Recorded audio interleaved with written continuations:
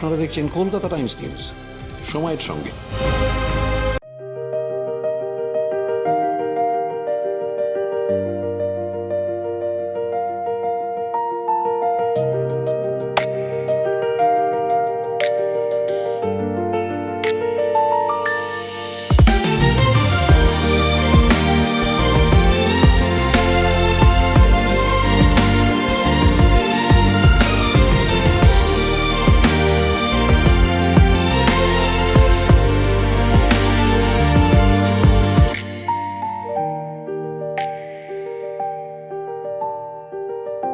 একত্রিশতম আন্তর্জাতিক কলকাতা চলচ্চিত্র উৎসবে আজ পঞ্চম দিনে এমনটাই সূত্রের খবর পাওয়া যাচ্ছে যে রাজ্যের মুখ্যমন্ত্রী আর কিছুক্ষণের মধ্যেই এই নন্দন প্রাঙ্গণে চলে আসবেন।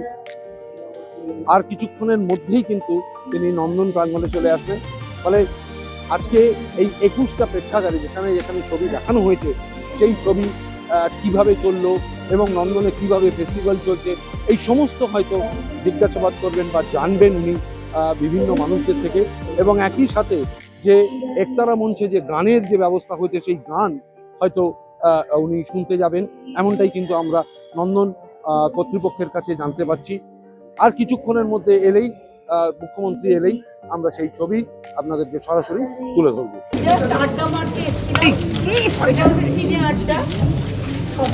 সবাই কাজে ব্যস্ত থাকে সারা বছরই, এই সময়টা আসলে ওদের অনেকদিন মেলা হয়ে যায়। কাজে আমি কাউকে না জানিয়ে এসেছি, সারপ্রাইজ ভিজিট। সবারটাও যাদের সাথে দেখা হলো খুব ভালো লাগলো। অনেক পুরোনো দিনের আড্ডা জমবে, কিছু পুরোনো দিনের আড্ডা ওদের সাথে শেয়ার করলাম। আমাদের দুষ্টু সিনেমা দেখলেন?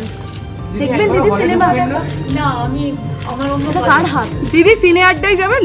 ওই দিদি না, এখন যাচ্ছি না। সিনে আড্ডার নাম গানের আড্ডা আপনি করেছেন নতুন একটা এত সুন্দর। আর আজকের বিষয় রবীন্দ্র সঙ্গীত, গানের আড্ডা আছে আজকে রবীন্দ্রসঙ্গীত। কিন্তু আমি রবীন্দ্রনাথের কাছে সব শুনে নিয়েছি, গান গাইবে জেনে নিয়েছি। আর এই গানগুলো আমার মুখস্থও থাকে সবসময়।